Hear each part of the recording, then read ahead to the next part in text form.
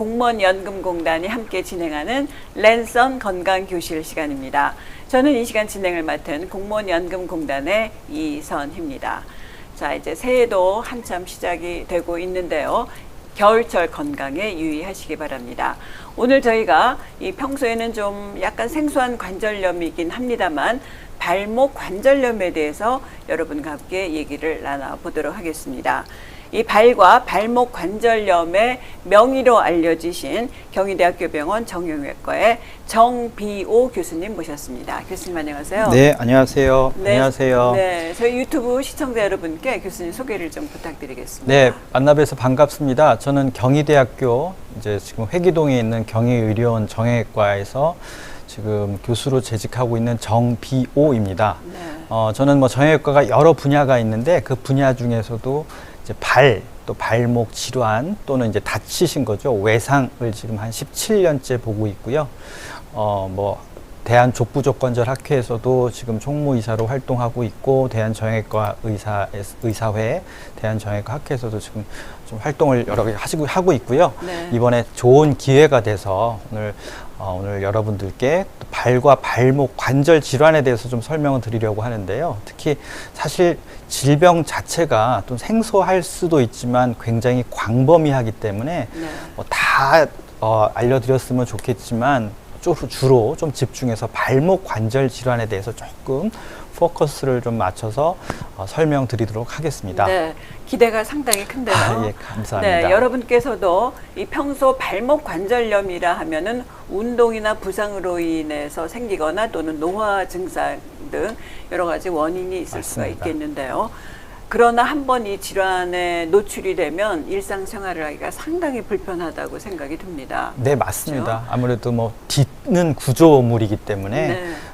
여러분들이 제일 이제 사실 뭐 최근에 평균 수명이라든지 이런 게 많이 늘어나면서 결국 이제 여명이 점점 늘어나고 있는데 사실 걷지 못하면 그렇죠. 큰 의미가 없죠. 네. 그래서 네, 지금 방송을 보시는 여러분께서 발목과 발목 관절염에 대해서 궁금하신 분들 유튜브에서 경희의료원을 검색을 하시면 지금 저희가 방송하는 이 시간에 실시간 들어오실 수가 있습니다. 그곳 채팅창에 여러분들이 궁금하신 점을 또 적어주시면 정비오 교수님께서 상세히 답변을 해드리겠습니다. 그래서 오늘은 발목 관절염에 대한 전반적인 그 진단과 함께 예방법 등 저희가 한번 이 시간을 들으시면 발목 관절염에 걸리지 않도록 할 수 있는 그런 좋은 시간이 되리라 생각을 합니다. 그럼 교수님, 네. 준비하신 자료를 보면서 한번 얘기를 들어볼까요? 네. 먼저 이 발목 관절염이 아니라 일반적인 관절염, 특히 나이 드시면 뭐 무릎 관절염도 네. 있고 여러 가지 관절염이 있는데 관절염이란 어떤 질환입니까? 네. 관절염이란 이제 관절에 염증이 생기는 거죠. 근데 이제 관절에 염증이 왜 생기느냐. 이제 관절은 아시다시피 여러분들 이제 요게 발목 네. 뼈 모양인데요. 이제 네. 이렇게 발목 관절이 이렇게 움직이죠. 옆에서 보시게 되면 이렇게 움직이게 돼 있고. 이제 움직이게 되기 위해서는 뼈 사이에 연골이 있게 되고 연골에 의해서 우리가 부드러운 이런 관절 운동이 일어나게 됩니다. 근데 이제 이 연골이 손상되게 되고 손상되는 원인은 노화에 의해서 즉 연세가 드셔서 오래 썼기 때문에 관절이 이제 연골이 이렇게 손상되거나 닳는 거죠. 네. 그럴 수도 있고 두 번째는 이제 다치는 거. 예를 들어 부러진다든지 찢어진다든지 하는 그런 여러 가지 외상에 의해서도 이런 연골이 손상될 수 있어요. 손상이 되게 되면 결국 이제 뼈랑 뼈가 맞닿게 되고 그렇게 되면 거기에 염증이 발생되게 됩니다. 염증이 생기면 아프거든요. 그래서 네. 관절 주위가 아프게 되면서 관절 운동이 제대로 되지 않고 좀 뻣뻣해지고 그런 거 우리가 관절 강직, 잘 움직이지 않는다는 얘기죠. 또 관절 주변에 부종, 이제 붓는다고 보통 네. 말씀하시는데 관절이 부으면서 이런 비슷한 이런 여러 증상을 포함하는 연골 손상으로 인해서 발생되는 관절에 생기는 염증이 관절염이고 뭐 주로 이제 무릎 관절이 굉장히 많이들 흔하시니까 대부분 이제 관절염은 무릎에만 온다라고 생각하시는 분들도 있는데 말씀드린 대로 관절이란 관절, 우리 몸에는 정말 관절이 많지 않습니까? 손부터 뭐 어깨, 그다음에 허리, 그다음에 엉치 관절, 무릎, 심지어는 발목 관절까지 모든 관절에서 발생할 수 있는 것으로 알려져 있습니다. 네. 그러면 발목에도 관절염이 생기나요? 좀 약간 생소한 느낌이 드는데요. 네. 뭐 가장 흔한 게 아무래도 무릎 관절염이기 때문에 무릎 관절염은 연세가 드신 분, 특히 무릎 관절염으로 수술하신 분들이 뭐 60대 이상, 많으시죠. 70대선 굉장히 많은 네. 걸로 알려져 있고요. 그럼에도 불구하고 발목 관절염은 무릎 관절염만큼 흔하지는 않습니다. 한 10% 유병률이라고 하면 병을 가지신 분들이 한 무릎 관절의 10분의 1 정도라고 하시는데요. 보통 증상이 있는 발목 관절은 전체 인구의 한 1% 정도입니다. 네. 그래서 사실은 굉장히 좀 무릎 관절에 비해서는 드물죠. 그렇기 때문에 상대적으로 우리 시청자분들도 그렇지만 여기 참석하시는 분들도 발목 관절염도 있나? 주변에 그런 사람도 있나? 라고 하는데 일단 발목 관절이 드문 만큼 드문 대신에 한번 걸리게 되면 굉장히 많이 불편하게 됩니다. 네, 저희가 지금 랜선 건강교실에서 경희의료원 정형외과의 정비호 교수님과 함께 관절염 중에서도 발목 관절에 대해서 저희가 얘기를 나누고 있는데요. 교수님, 먼저 벌써 질문이 들어왔는데 한번 하고 진행을 하실까요? 네네. 조성주 씨께서 질문을 하셨습니다. 왼 발목 뒤꿈치를 들면 통증이 있고 평상시 걸을 때는 괜찮은 편입니다. 유아기 때 복숭아뼈 옆에 염증이 있어서 수술받아서 흉터가 폭패어 있다고 하셨는데요. 평상시는 괜찮은데 왼 발목 뒤꿈치를 들면 좀 통증이 있다고 하셨어요. 네, 뭐 제가 이 뼈 모양을 보면서 설명드릴게요. 이제 평소에는 괜찮은데 쉽게 말해서 이렇게 뒤꿈치를 들게 되면 네. 아마 발 안쪽 부분에 통증이 생긴다고 말씀하시는 것 같고, 또 여기가 어렸을 때 하여튼 염증 때문에 무슨 수술을 하셨다 말씀하시는 것 같은데, 지금 그러니까 뒤꿈치를 들 때 후경골건이라는 힘줄이 발목 안쪽에 이렇게 붙습니다. 그래서 이제 그쪽 부분에 아무래도 이제 발 뒤꿈치를 들게 되면 그 힘줄로 하여금 일을 하게 되고, 그 힘줄이 발목 내측에 붙는 부위에 과거에 수술도 하셨고 거기에 이제 자극이 되면서 하면 통증이 생기는 것 같아요. 네. 이런 분들은 대부분 평발을 동반하는 경우가 많고, 그쪽에 부주상골이라고 뼈가 하나 더 있는 분도 가끔 있고요. 그래서 이제 또 마찬가지로 그 후경골 건이라고는 힘줄에 염증이 좀 생길 수 있습니다. 그래서 아마 지금 뒤꿈치를 들 때만 통증이 있다면 그렇게 심각해 보이지는 않는데, 이런 경우에는 발바닥이 평평한 신발보다는 요 아치를 이렇게 서포트할 수 있는, 지지할 수 있는 운동화 같은, 운동화 보면 안쪽에 이렇게 깔창에 올라가 있으면서 지지가 되는 신발이 있지 않습니까? 네. 그런 종류의 신발을 신으면 훨씬 편해질 것 같고요.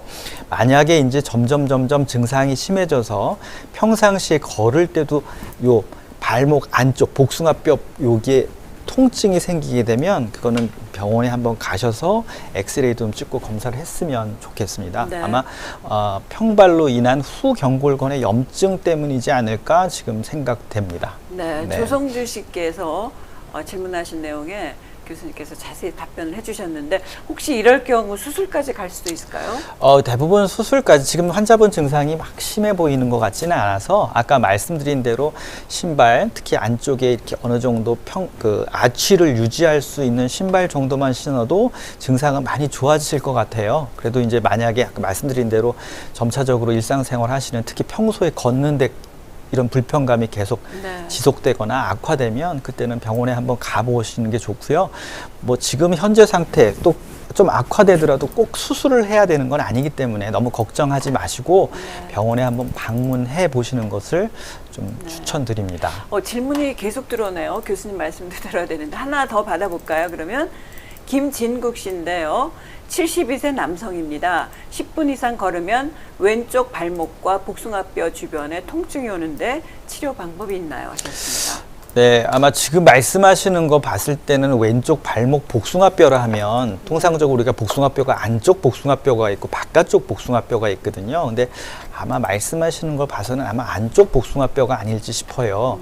보통 우리가 발목에 관절염이 생기게 되면 안쪽 복숭아뼈 부분부터 연골이 손상되면서 관절염이 진행되기 때문에 지금 환자분 연세라든지 특히 이제 발목 관절염의 가장 큰 특징은 앉아 있거나 누워 있을 때, 즉 발을 땅을 디디지 않았을 때는 통증이 거의 없으시거든요. 네. 이렇게 딛고 나서 한 10분 정도 걸었을 때 지금 정확진 않지만 만약 안쪽 복숭아뼈 주변에 통증이 온다면 이것은 아마 관절염으로 인해서 생기는 증상일 가능성이 많고, 제가 이제 좀 이따 설명드리겠지만 아마 가까운 정형외과 방문하셔서 엑스레이만 찍으셔도 이게 과연 관절염 때문인지 아니면 뭐 간단한 염증 때문인지를 알 수 있기 때문에 일단 치료 방법을 네. 떠나서 이제 정확한 진단이 필요하기 때문에 정확한 진단을 좀 받아보시라 네. 추천드리고 싶습니다. 네, 랜선 건강교실 유튜브에 검색을 하시면 실시간 저희 방송에 들어오실 수가 있고 또 지금 김진구 씨처럼 상담도 하실 수가 있습니다. 교수님, 그러면 일반 관절염과 발목 관절이 다른 점은 어떤 점인가요? 네, 이제 아까 말씀드린 대로 특히 이제 무릎 관절보다 굉장히 흔치 않다. 무릎 관절이 발목 관절염보다 훨씬 많다라고 되어 있는데, 발목 관절의 연골은 굉장히 얇으면서 굉장히 치밀합니다. 사실 인장 강도, 경도라는 어려운 말을 쓸 것도 없이 아주 편하게 말하면 무릎 관절에 있는 연골은 조금 두꺼우면서 스펀지처럼 좀 퍼석퍼석하다. 대신 발목 관절에 있는 연골은 더 얇으면서 굉장히 딱딱하고 좀 치밀하다. 따라서 무릎 관절염 같은 경우는 우리가 노화에 의해서 60세가 되고 70세가 되고 80세가 되면서 자연스럽게 연골이 닳아서 관절염이 생길 수 있는 반면, 발목 관절염은 그거보다 좀 더 치밀하고 좀 정교하게 만들어졌기 때문에 그냥 연세가 된다고, 60세, 70세가 된다고 손상되는 경우는 흔치 않다. 따라서 그런 이유 때문에 무릎 관절염이 발목 관절염보다 훨씬 많다라는 걸 설명드리고 싶습니다. 네, 그러면은 이렇게 발목 관절염이 생기는 원인이 궁금합니다. 네. 아까 말씀드린 대로 무릎 관절염은 결국 연세가 드시면서 자연스럽게 노화에 의해서 연골이 닳아서 관절염이 생기는 반면에, 발목 관절에 있는 연골은 되게 좀 단단하고 강하다고 말씀드렸어요. 따라서 이런 노화보다는 각종 사고에 의해서 발생되는 경우가 많습니다. 그래서 통상적으로 우리가 이런 관절염을 2차성 관절염, 자연스럽게 노화에서 발생되는 관절염은 1차성 관절염이라고 말씀드리고요. 네. 대부분 이제 발목 주위에 골절이 많이 생기기 때문에 골절이 생긴다든지, 특히 이제 발목을 접지르면서 자주 이렇게 접지르는 분들이 있어요. 걷다 보면 이렇게 그렇죠. 꺾이는 경우가 있더라고요. 네. 근데 이제 어떤 운동, 정말 정상적 발목이라도 꺾일 수 있는 상황에서 접지는 건 괜찮은데, 한 일주일에 한두 번씩 조금이라도 울퉁불퉁한 길을 걷다 보면 그냥 접지른다고 말씀하시는 분이 있거든요. 이렇게 관절이 되게 불안정하고 자주 접지르는 사람. 그다음에 이제 노화도 당연히 어느 정도 역할을 하겠죠. 그렇게 되면 지금 보시다시피 발목 관절이 이렇게 디귿자 모양으로 생겼는데, 이게 접지르게 되면 계속 이렇게 관절이 계속 엇갈리게 돼요. 지금 보시다시피 기역자로 그대로 된 게 접지르게 되면 연골이 디귿자 내에서 자꾸 돌아가게 되면서 손상이 받게 되고, 결국 그렇게 되면 연골이 닳고 염증이 생기고 결국 이제 뼈랑 맞닿으면서 관절염이 생기게 되죠. 네, 그런 차이점으로 발목 관절염은 그러니까 다치는 사람, 뼈가 실질적으로 부러지는 사람도 이럴 수 있지만 결국 자주 접지르는 사람들이 있는데, 그런 사람들이 발목 관절염이 잘 생길 수 있는 사람이다 라고 좀 알고 계셨으면 그럼 좋겠습니다. 궁금한 점이, 자주 다른 사람에 비해서 자주 접질리는 사람은 왜 그럴까요? 이제 정상적으로는 우리 부모님 또는 우리 조물주가 잘 만들어 주셨는데, 이제 발목이 한번 접지르게 되죠. 발목이 접지른다는 얘기는 여기서 보시다시피도 요 바깥쪽에 있는 인대가 손상되게 되는 겁니다.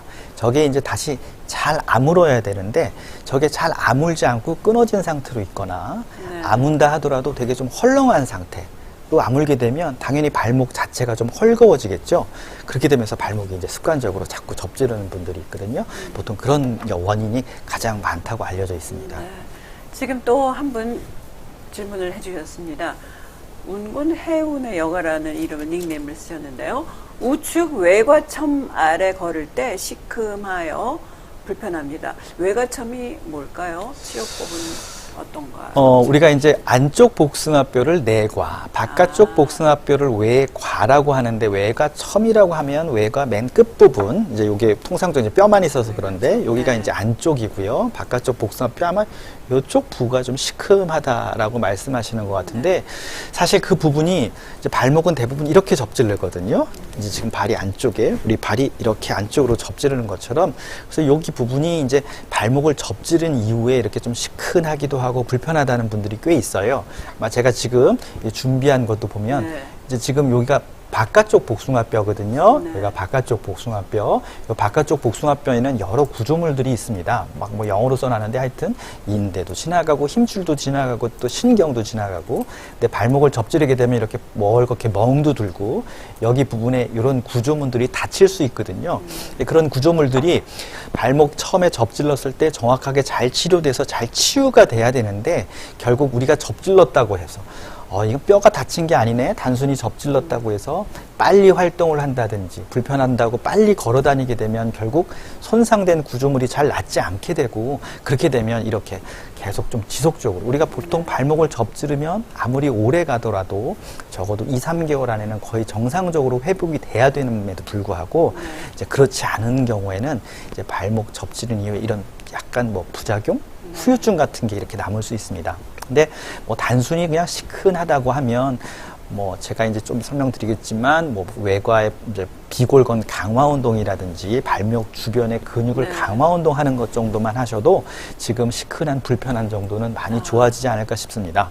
근데 결국 이제 이런 증상도 만성 발목 불안정증 또는 관절염의 초기 증상일 수 있기 때문에 결국 제가 말씀드린 일상생활을 저해할 만큼의 불편감이 있다.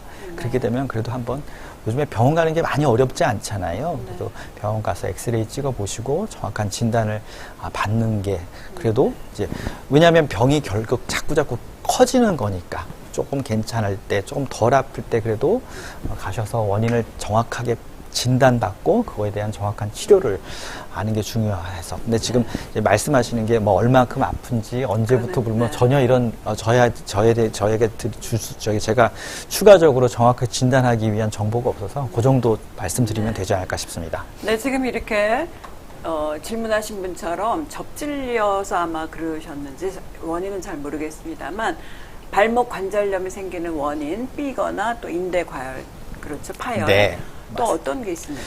네, 이제 여기서 제가 말씀드리고 싶은 거는 이제 우리가 발목을 이렇게 접질러요. 그러면 이제 우리 이제 여기 참석하시는 지금 보시는 분들도 이렇게 발 바깥쪽에 이렇게 멍이 들기도 하고 붓고 좀 아프죠. 그러면 이제 대부분 또 요즘에는 그렇다고 병원이 가기가 힘들진 않으니까 살짝 접질리신 분들은 뭐 그냥 대부분 또 집에서 계실 수 있지만 어느 정도 증상이 있으면 병원에 가세요. 병원에 가서 엑스레이를 찍으시죠. 그래서 이제 뼈는 괜찮다. 그러면 이제 보통 접질렀다, 염자다 하면 대부분은 이거 뼈 괜찮으니까 우리 빨리 걸어 다녀야지 하고 빨리 걸어 다니시는 거를 이제 주로 생각하십니다. 근데 제가 방금 전에도 말씀드렸지만 이렇게 접지르는 거는 뼈는 괜찮을지 몰라도 바깥쪽에 있는 이런 접지르지 않게 잡아주는 여러 가지 인대라든지 뭐 신경이라든지가 손상될 수 있거든요. 그래서 이제 발목에 접질렀다는 거, 뼈다는 거 사실 인대 파열이 같은 말입니다. 근데 인대 파열이라고 그러면 환자분들이 나 지금 인대 끊어졌어, 이번 수술해야 되나 꼬매야 되나 걱정하시는데 접질렀다고 그러면 나 빨리 걷고 싶어요라고 말씀하시기 때문에 결국 당연히 접질렀다고 하는 것도 인대 파열이랑 똑같은 말이니까. 그러니까 접질리면 인대 그렇죠. 파열이 자동적으로 수행이 되는군요. 그렇죠. 제가 좀 다음에 또 한번 다음 아마 곧 있을 텐데 뭐 인대 파열도 뭐 조금 될 수 있고 뭐 반 정도 파열될 수도 있고 많이 파열될 수도 있는데 하여튼 그랬다 하더라도 우리가 이렇게 발목을 접지르게 되면 어느 정도 바깥쪽의 인대에 손상이 가는 거다라고 아셔야 되고 결국 이게 잘 치유가 안 돼서 자주 접지르게 되면 결국 관절염이 생기기 때문에 우리가 아주 흔하게 생길 수 있는 주위에 사실은 우리 한두 번 접질러 보지 않은 사람이 없잖아요. 그렇죠. 엄청 흔한 병인데 이때부터 정확하게 치료하는 게 중요하다라는 걸로 좀 말씀드렸고요. 또 다른 원인이 있죠. 네. 그러니까 이제 우리가 바깥쪽에 이제 요게 아까 외과라고 제가 요게 이제 바깥쪽 뼈입니다. 지금 보시는 요 뼈를 얘기하는 겁니다. 여기 뼈에 발을 보통 이렇게 접지르기 때문에 요게 이제 요 뼈랑 요 뼈 사이에 이렇게 딱 더 이상 이게 헐거워지지 않게 잡아주는 인대가 있는데 지금 보시다시피 우리가 이제 염자를 뭐 1도, 2도, 3도 나누는데 살짝 좀 약간 늘어나는 정도. 이것도 분명히 인대는 손상이 되는 거죠. 네. 그래서 여기서 피도 날 수 있고, 두 번째 한 부분적으로 파열되는 경우도 있고, 세 번째는 완전히 찢어지는 경우도 있습니다. 따라서 접지른 게 이런 인대 파열을 반드시 동반하고 있기 때문에 우리 여러분들께서 하여튼 막 그냥 접질렀네, 뭐 뼈가 괜찮네, 이제 뼈가 괜찮으니까 빨리 걸어다니고 빨리 써야지 라고 생각하는 건 별로 좋은 생각이 아니다 라는 말씀을 좀 드리고 싶습니다. 네, 치료를 끝까지 하셔야 되겠군요. 네. 그래서 이제 보통 우리가 염좌라고 하면 이제 인대가 파열이 됐어요. 인대가 파열이 되면 결국 이게 제대로 잘 아무는 게 중요한데, 우리 이제 대부분 우리 환자분들은 인대가 파열됐다 그러면 이거 수술해서 꼬매야 되는 게 아니에요 이렇게 말씀하십니다. 근데 이제 무릎 쪽에 있는 인대, 특히 전방 십자 인대 같은 경우는 그냥 두면 잘 치유가 안 되기 때문에 인대를 잘 꼬매서 수술해야 되지만, 다행스럽게 이 발목 바깥쪽에 있는 인대들은 수술하지 않아도 잘 아물어요. 자연적으로. 네. 근데 자연적으로 아무는 조건이 있죠. 인대가 이제 이렇게 끊어졌단 말이에요. 끊어졌는데 이걸 우리가 빨리 걸어 다니고 싶어서 막 자꾸 움직이고 이걸 쓰면 이게 그러면 네. 당연히 아물지 않겠죠. 끊어진 상태에서 제 위치에서 잘 아물도록 어느 정도 발목을 일정 기간을 고정을 해놔야 네. 얘가 아무는 거 아닙니까? 우리가 피부가 찢어졌을 때도 마찬가지로 벌어져 있는 상태로는 아물지 않게니까 꼬매는 거랑 마찬가지입니다. 근데 이제 우리는 어떻게 하냐면 이렇게 부항을 뜨고 빨리 다니려고 네.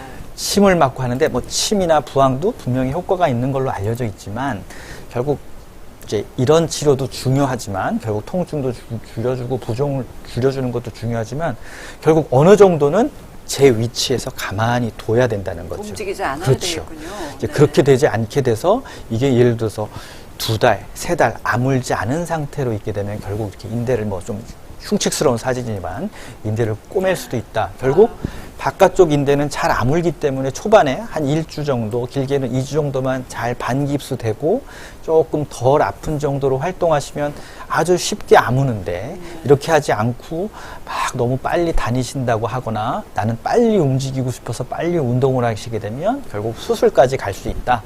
따라서 발목 관절이 염자, 특히 접질렀을 때는 반드시 병원에 가셔서 반기부스를 적어도 1주일, 2주일 정도는 하시는 거를 강력하게 말씀드리고 싶습니다. 네. 결국 여기서 시작돼서 인대가 잘 안 아물게 되면 발목이 자꾸 습관적으로 발목 관절이 헐겁게 되니까 접질르게 되고, 그럼 결국 관절염으로 가거든요. 네. 그래서 그런 거를 좀 강조 말씀드리고 싶어서 슬라이드를 좀 아주 추가하였습니다. 중요한 말씀이신 것 같은데요.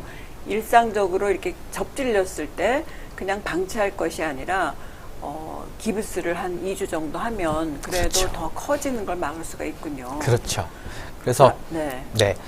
이제 결국 고정이라는 걸, 환자분들 뼈도 안 부러졌는데 왜 발목에 반깁스를 해? 뭐 이렇게 말씀하시는 분이 꽤 있어요. 발목에 반깁스를 하게 되면 신발도 좀 신기 힘들고 아무래도 힘드시잖아요. 네. 그럼에도 불구하고 그렇게 하는 이유는 우리가 손상된 인대가 제 위치에서 잘 아물 수 있게 하기 위한 조치다 라고 생각하시면 되지 않을까 싶고. 네, 교수님 먼저 네네. 또 알감자씨 얘기를 네. 좀 상담을 해주시고 계속 하실까요?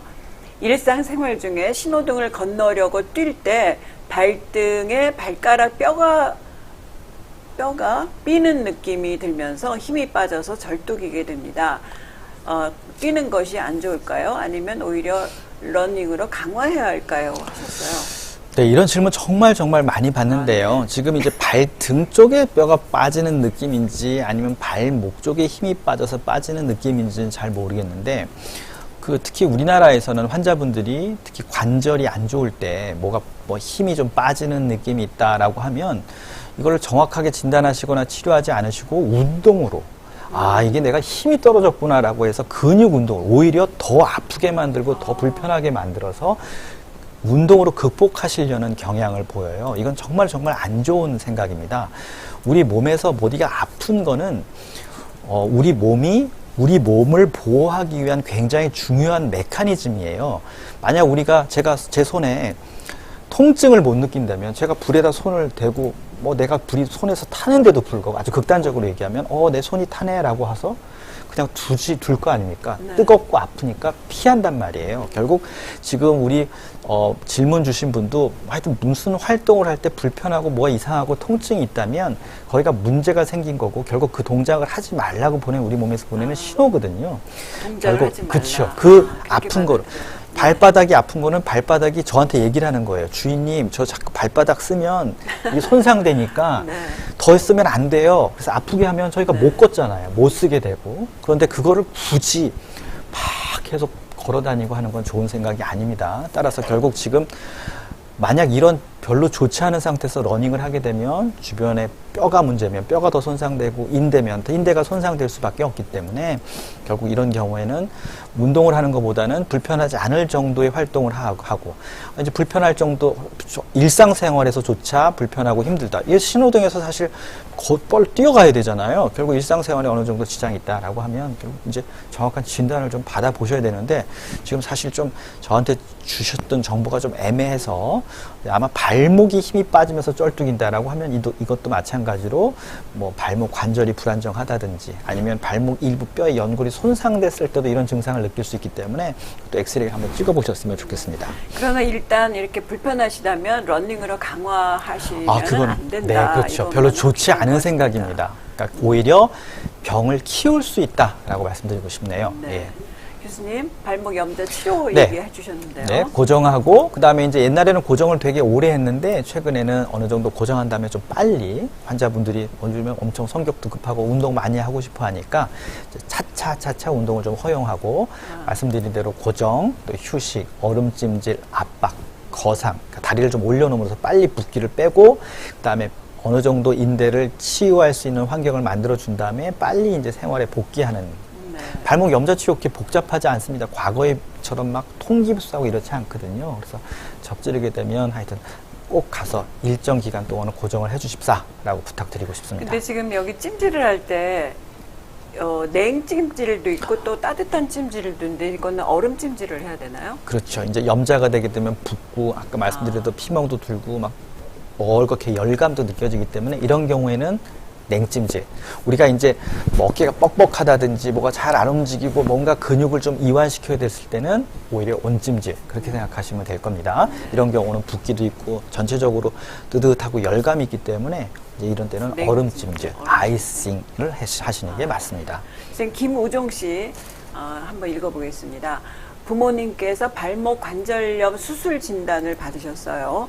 그런데 발목 뼈에 구멍이 생겼다고 하는데 이 증상도 관절염이 될 관절염이랑 관계가 있는 건지요? 수술하면 좋아지나요? 하셨어요? 네, 이제 관절염이 생기게 되면 아까 말씀드린 대로 연골이 손상되게 되고 연골이 닳게 되면 결국 우리 관절 운동을 하면서 뼈랑 이렇게 맞닿으면서 결국 뼈가 연골에 의해서 이렇게 부드럽게 관절이 움직여야 되는데 뼈랑 맞닿으면서 뼈가 이제 막 갈리는 거죠. 그래서 염증이 생기면서 아픈 건데 그렇게 되면 뼈에는 2차적으로 이런 약간 구멍, 바로 거골아골이라는 밑에 구멍이 좀 뻥뻥뻥뻥 뚫리게 됩니다. 뼈에 구멍이 네, 생겨요? 그러니까 네. 관절염 때문에 연골이 손상되고 뼈가 자꾸 갈리게 되고 이렇게 되면 2차적으로 뼈에 생기는 변형이 이런 조그만 구멍들이에요.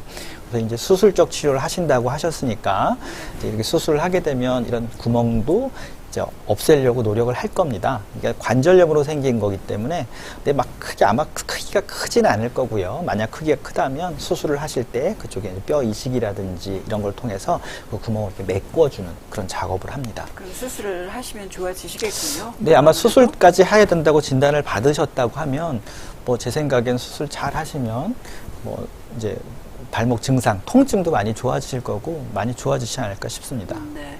지금 저희는 경희대 정형외과 정비호 교수님과 함께 발목 관절염 전반적인 내용을 얘기를 나눠보고 있습니다. 여러분께서도 유튜브 경희의료원을 검색을 하시면 바로 채팅창에 들어오셔서 또 개인적으로 상담을 하실 수가 있겠습니다. 교수님께서 이제 발목 관절염의 진단과 증상에 대해서 한번 얘기를 해주실까요? 네, 맞습니다. 이제 아까 말씀드린 대로 하여튼 연골이 손상돼서 발목 관절염이 생기면 결국 이제 진단이 중요한데 네. 발목 관절염은 아까 말씀드린 대로 염자가 생기고 염자의가 잘 안 치니까 접질렀을 때 잘 치유가 안 돼서 이게 만성적으로 자주 접질리게 되면 제일 많이 올 수 있다. 제일 흔한 원인이다. 라고 말씀드리는데 또 한 가지 말씀드리고 싶은 거는 평발에 의해서도 생길 수 있다. 그러니까 발이 변형이 되게 되면 그것도 관절염이 생길 수 있다. 근데 따라서 평발은 뭐 사고로 인한 것도 아니고 자연적으로 생기는데 그렇죠. 어떡합니까? 맞습니다. 지금 정확히 맞으시는데 이제 이게 선천적으로 우리가 어렸을 때부터 20대, 30대부터 평발이 있는 경우보다는 이제 연세가 많으시면서 아까 아마 첫 번째 질문 기억하실지 모르겠지만 후경골건이라고 우리가 평발이 아니게 쉽게 말해서 아치를 이렇게 만들어주는 근육이 있는데 그게 연세가 들면서 조금 망가져서 평발이 진행되는 경우가 있어요. 제가 이 동영상 하나 보고 말씀드릴게요. 이렇게 보시면 이제 발인데 보통 발은 이제 거의 정상적으로 생겼죠. 근데 이 안쪽에 있는 그 힘줄이 망가지게 되면 발이 이런 식으로 변형이 일어나게 됩니다. 이런 식으로 지금 보면 뒤꿈치가 바깥쪽으로 빠지면서 하여튼 모양이 좀 이상해졌어요.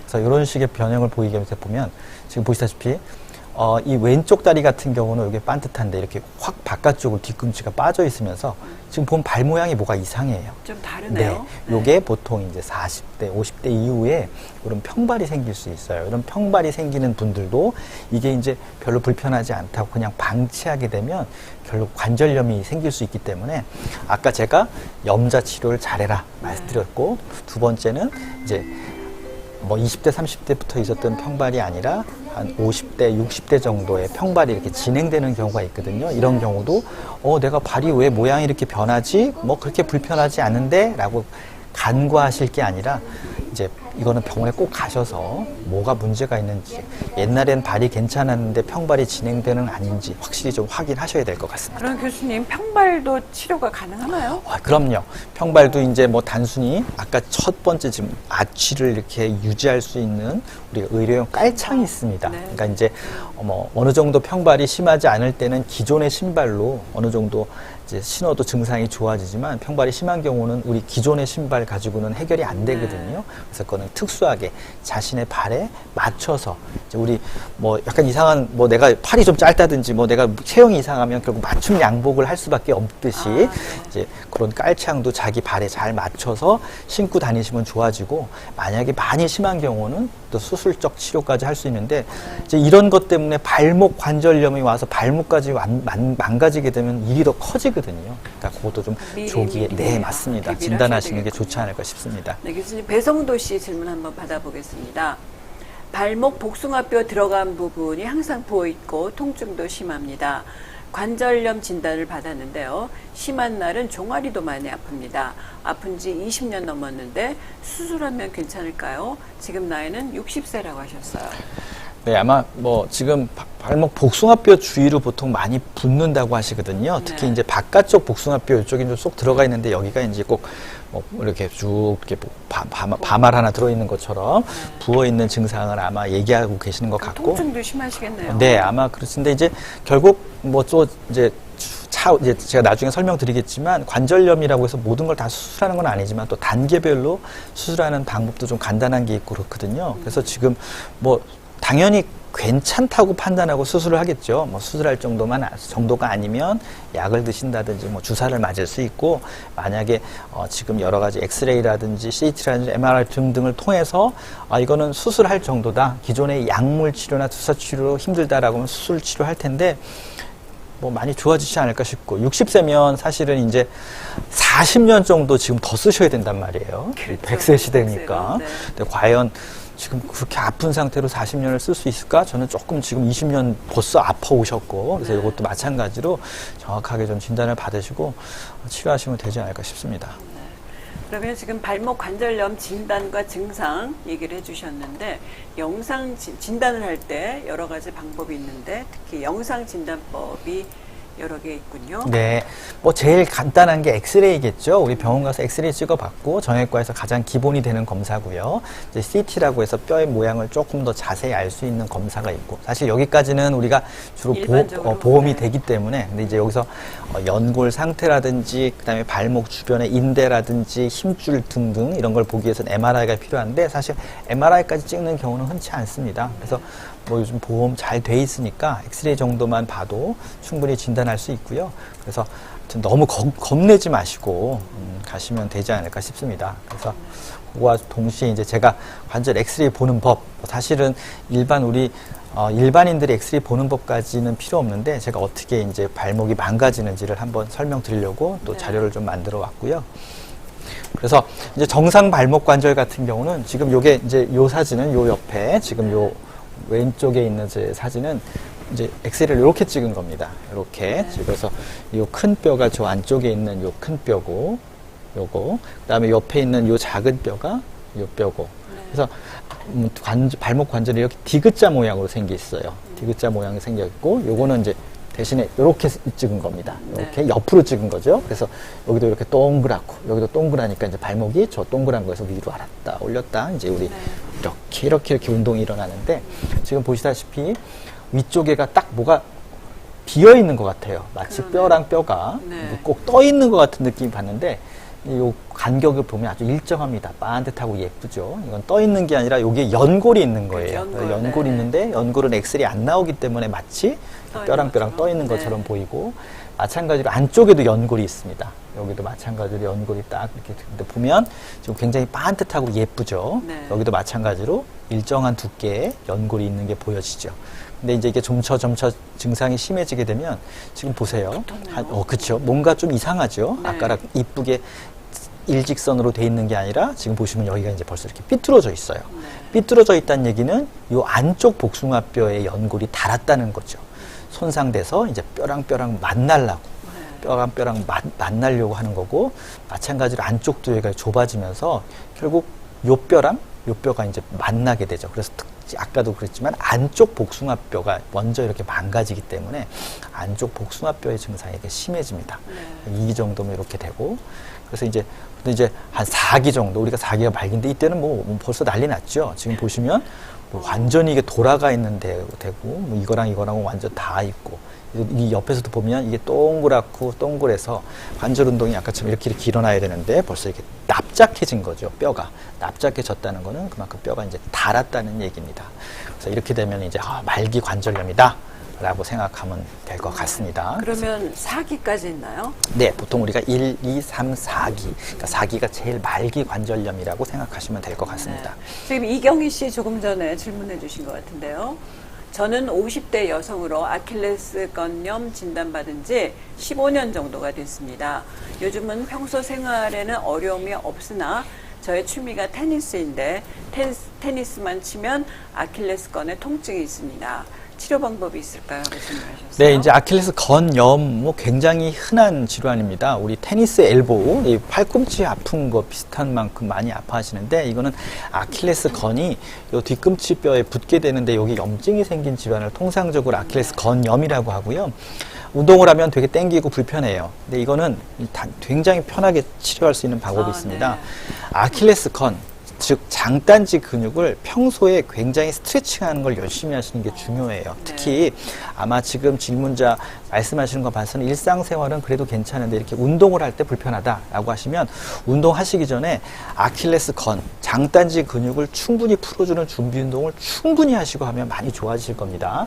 평소에도 그런 스트레칭하는 걸 평소에도 좀 하시면 좋고 특히 운동 전에 충분히 하시고 운동 중간중간에 테니스가 예를 들어서 한 세트가 끝날 때도 이렇게 자꾸 스트레칭 을 하시게 되면 아마 굉장히 통증이 좋아지실 거예요. 그래서 첫 번째 병원에 가는 거 일단 뭐 심하면 가시겠지만 그 전에 인터넷 같은 거라든지 여러 가지 찾아보면 그 장단지 근육 스트레칭 하는 여러 가지 방법이 많이 동영상으로 돼 있거든요. 그거 보시고 그거를 좀 운동하기 전에 충분히 하시면 많이 좋아지지 않을까 싶습니다. 근데 대표적으로 장단지를 풀어주는 운동하면 뭐 스쿼트 같은 것도 되나요? 그러니까 그런 스쿼트라기보다는 우리 이제 스트레칭 하는 거 있죠. 이제 벽 잡고 자꾸 쭉 당긴다든지 아니면은 발목을 쭉 당겨주는 거. 뭐 그러니까 우리 준비 운동 할 때 예를 들어서 뭐 막 이렇게 허리 풀어주는 쭉 모든 근육을 풀어주는 운동을 하지 않습니까? 네. 그러니까 운동하시기 전에 특히 장단지 근육을 충분히 풀어주는 그런 준비 운동을 충분히 하시는 게 중요할 것 같아요.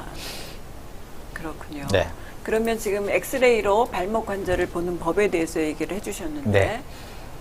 그 다음 이제 드디어 관절염의 치료법이 네. 나왔습니다. 네. 네. 제일 중요한데요. 이제 네. 뭐 아까 여러 원인에 의해서 우리 노화라기보다는 다치는 것, 또 평발에 의해서 관절염이 생길 수 있고, 관절염은 말씀드린 대로 1, 2, 3, 4단계로 나눌 수 있고, 4단계가 이제 제일 심한 거를 의미하는데, 이제 1기 발목 관절염 같은 경우는 운동 치료. 이제 운동 치료라고 하면 막 뛰는 운동을 얘기하는 게 아니라 발목 주변에 좋은 뭐 비골근 강화 운동이라든지, 그다음에 아까 말씀드린 아킬레스건을 자꾸 스트레칭하는 운동이라든지, 아니면 후경골 힘줄을 하여튼 발목 주변의 근육을 강화시켜서 뭐 인대가 안 좋은 걸 좀 보상한다든지 하는 치료가 있고요. 발목이 자꾸 이제 움직이게 되면 사실 아프게 되거든요. 네, 그래서 이제 뭐 예를 들어서 이렇게 아대 같은 걸 좀 이렇게 해서 발목을 조금 덜 움직이게. 이렇게 조이는 그렇죠, 그런 걸 그렇죠. 하면 좋겠군요. 이제 우리가 네. 여자들이 콜셋 하는 것처럼 네. 마찬가지로 발목 주변도 이렇게 조이게 되면 아무래도 발목 운동이 좀 줄어들게 되거든요.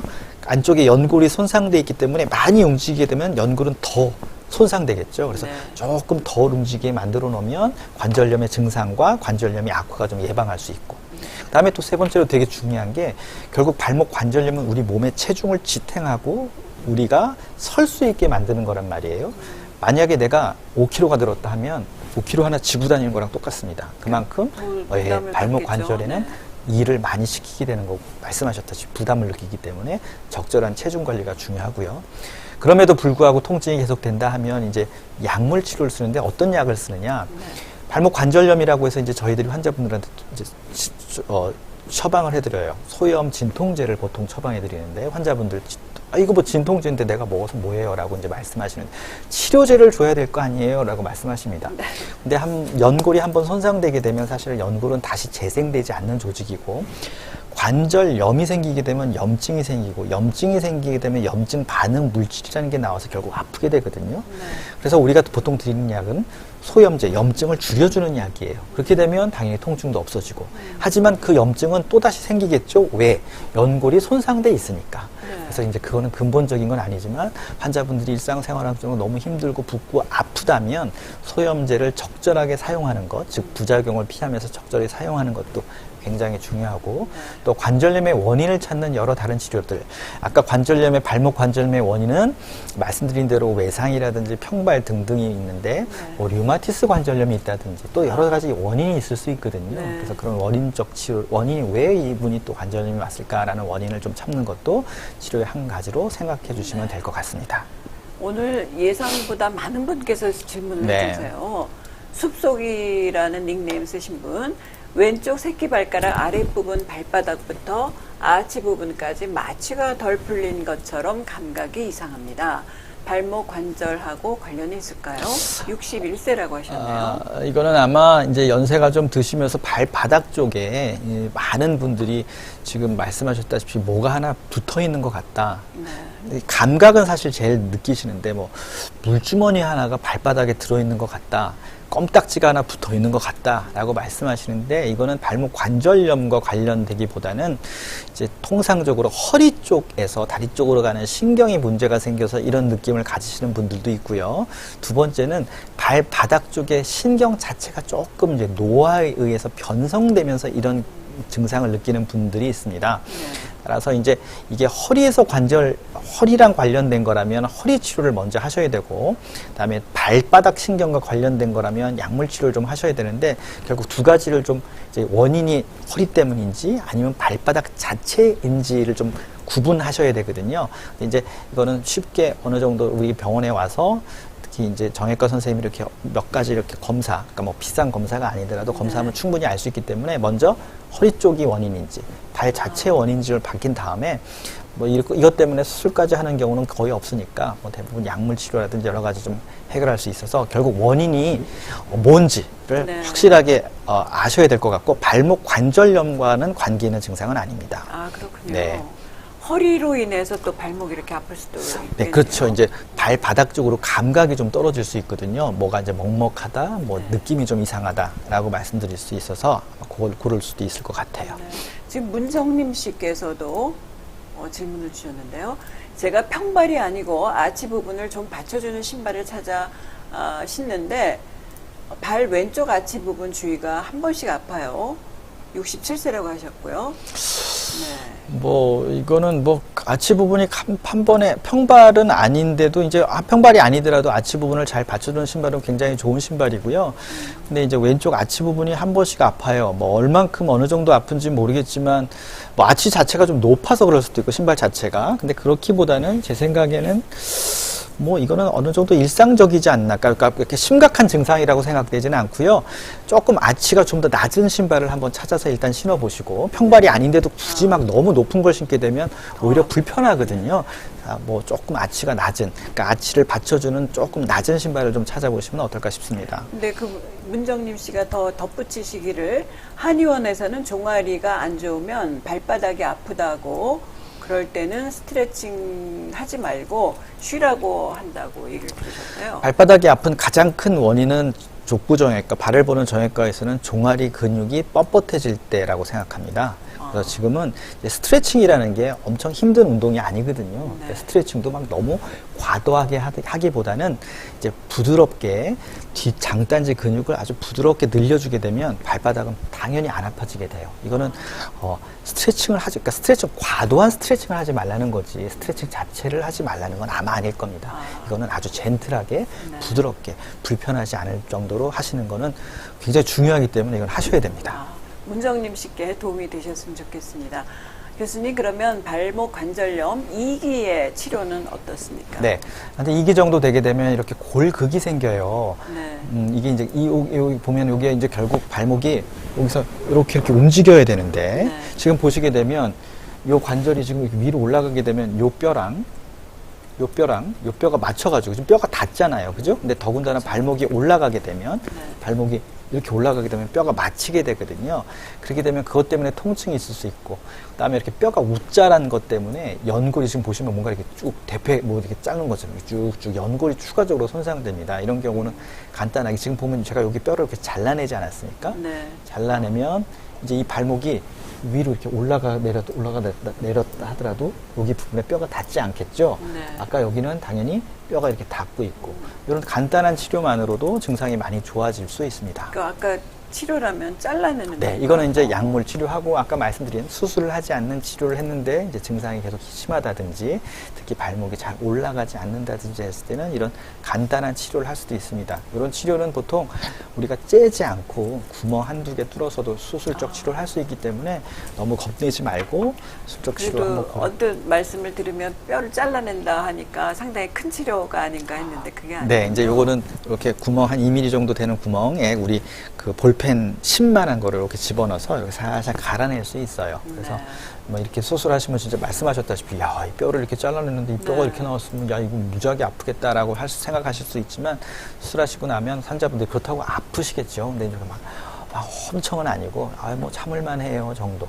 그럼 그렇게 수술을 했다 하면은 그 치료 기간은 어느 정도? 뭐 요런 같은 경우는 보통 수술하고 나서 한 2주 정도는 조금 목발을 쓰셔야 돼요. 바로 딛지는 못하고 2주 정도 지나게 되면 원래 하실 수 있는 활동 대부분을 하실 수 있기 때문에, 사실 정형외과 질환에서 수술하시고 나서 2주 정도면 되게 짧은 기간이에요. 물론 환자분들은 야, 2주면 엄청 길다라고 생각하실 수 있지만 뭐 그 정도면 적당한 기간이고, 이렇게 하면 증상이 많이 좋아지기 때문에 적절하게 환자분 불편하는 정도라든지 엑스레이, 아까 말씀드린 관절염의 기수를 정확하게 잘 진단해서 환자분이랑 잘 상의해야겠죠. 상의한 다음에 잘 수술하게 되면 환자분이 수술 후에 갖는 만족도가 굉장히 크게 됩니다. 자, 다음 치료는 3기입니다. 네. 이거는 이제 여기부터 좀 무시무시해지는데, 이런 엑스레이 보여드리긴 좀 그렇지만, 지금 보시면 이쪽에서는 벌써 여기 뼈가 다 있죠? 네. 그렇죠? 뼈랑 다 있기 때문에 이거는 이제, 그 다음에 발목이 보시면 알겠지만 약간 우리 오다리, 무릎이 휘어진 것처럼 발목도 안쪽으로, 이게 발목 안쪽, 이렇게 네. 휘게 됩니다. 그렇게 되면 이제 이거는 그냥 두게 되면 이제 4기로 가는 거는 거의 명약 관하에 명명백백한 일이거든요. 네. 그럼 이제 우리가 그냥 이거를 그냥 두고 4기로 갈 때까지 기다리느냐, 최근에는 이렇게 발목 교정, 이제 과상부 절골술이라고 해서 이렇게 쉽게 말해서 휘어진 발목을 반듯하게 펴놓게 되면, 지금 보시면 이제 수술하고 나서 보면 이 안쪽에 아까는 이게 탁 붙어 부분이 이제 떨어졌죠. 어떤 떨어졌다는 수술을 합니까? 이제 요 위쪽에를 이렇게 좀 축을 좀 바꾸는 겁니다. 이제 지금은 이렇게 휘어졌지 않습니까? 네네. 지금 보시다 이렇게 휘어진 거를 결국 여기서는 이제 뼈를 좀 교정해서 반듯하게 만들게 되죠. 그렇게 되면 이제 괄목 안쪽에 지금 수술하기 전에는 이렇게 연골이 다 상해 있는데 여기가 지금 다 뼈가 이렇게 노출돼 있는데 이 수술을 잘 해놓게 되면 이렇게 하얗게 연골 완전히 우리가 그 옛날 연골은 아니지만 섬유성 연골이 이렇게 잘 자라게 돼서 거의 뭐 한 이제 이 환자가 한 55세 정도 됐는데 하나도 불편하지 않게 아마 쓰실 수 있을 정도. 지금 저기 하얀 부분이 요 하얀 요 말씀하시는 거 요거는 이제 철심을 넣은 거예요. 철심이군요. 네, 철심을 네. 해서 뼈를 조금 이제 어떻게 쉽게 말하면 조금 살짝 부러뜨려서 뼈의 모양을 좀 바꾸는 거죠. 그런 다음에 그 상태로 뼈가 다시 아물게 만들어 놓게 되면 결과가 되게 좋은 수술인데 이것도 뭐 흔하게 하는 건 아니지만 네. 이런 수술 방법도 있다라는 소개 차원에서 또 3기 정도 되면 저 정도 수술도 고려를 하셔야 되겠군요. 네네 그 정도 되면 그러면 4기는 어떻습니까? 뭐 말기인데요. 4기가 되게 되면 이제 예전에는 발목을 이렇게 굳혔어요. 이제 발목을 못 움직이게 만들어 놓은 거죠.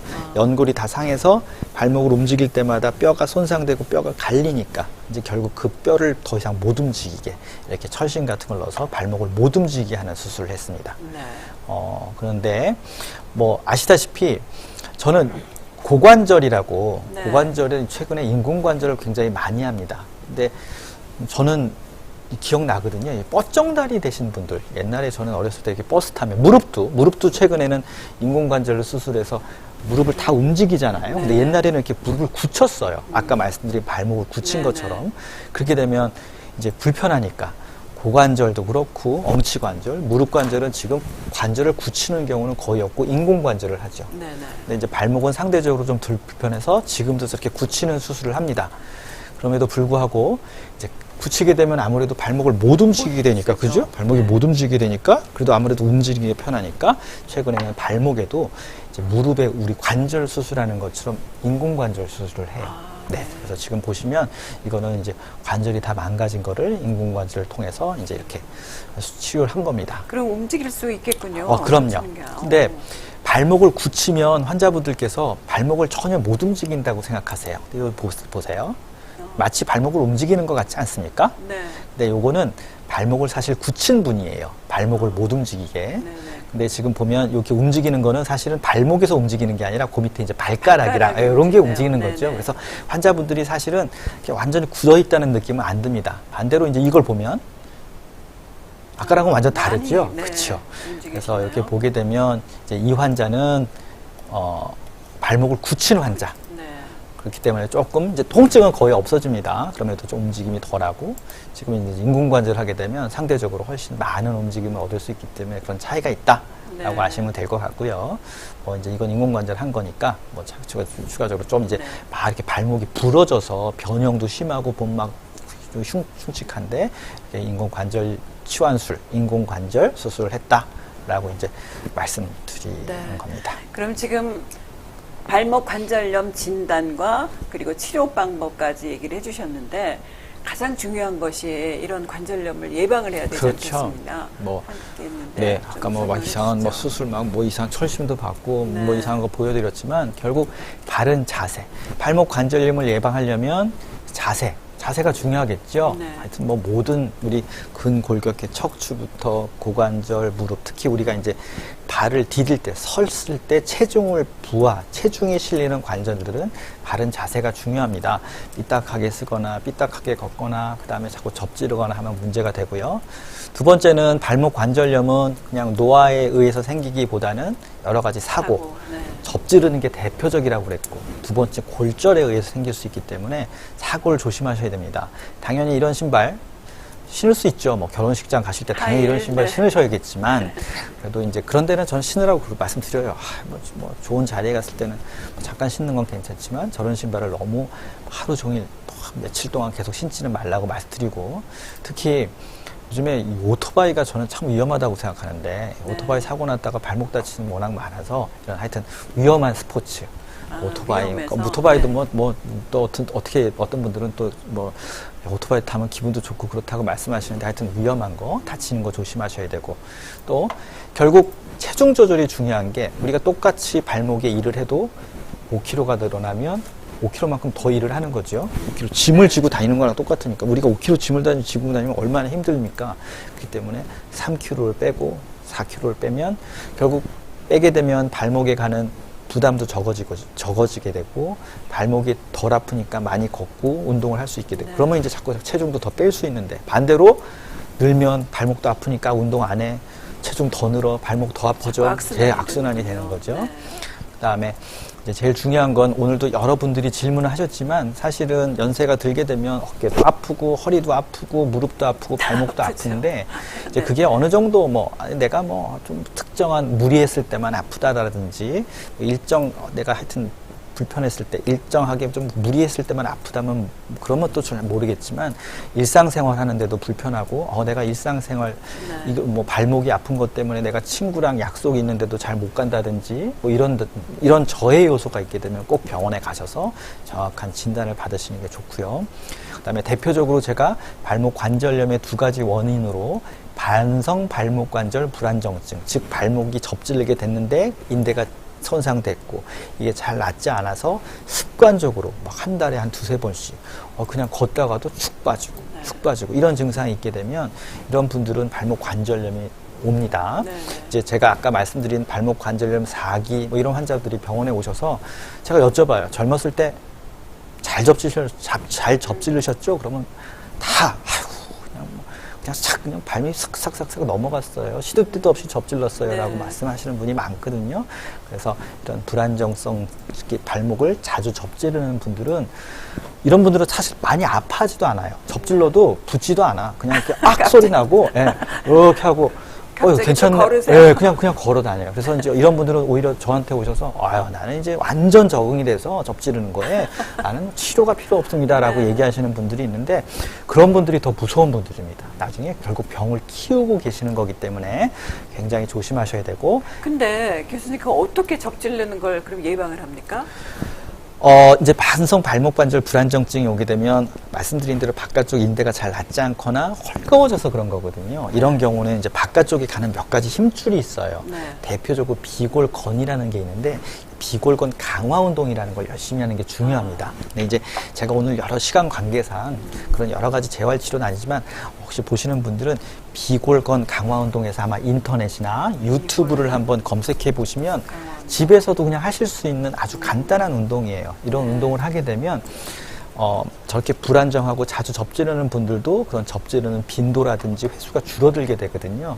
그래서 이제 그런 거를 한번 처음에 해보시고. 근데 결국 어느 정도 발목이 문제가 있는지를 알기 위해서는 기본적인 진단이 필요하죠. 그래서 내가 접지른다고 내가 마음대로 비골건 운동을 그냥 하는 것도 좋지만 아까 말씀드린 대로 특히 이제 발 보는 정형외과 선생님이랑 꼭 한번 상담을 해보시라 권해드리고 싶고 또 마지막으로는 또 평발이라든지 이런 발의 변형도 관절염을 유발할 수 있는 그런 기본적인 원인이 될 수 있어서 이런 경우도 이제 물론 뭐 그렇게 많이 불편하지 않다. 나는 뭐 일상생활 가벼운 운동하는데 크게 문제 없다라고 하면 아치를 이렇게 지지해주는 신발 정도로 충분히 커버가 되지만 이제 발목에 어디 통증이 있고 발목 바깥쪽 복숭아뼈에 통증이 생기고 안쪽 복숭아에 통증이 생긴다라고 하면 정확한 진단을 받아보시는 게 좋지 않을까 싶습니다. 네.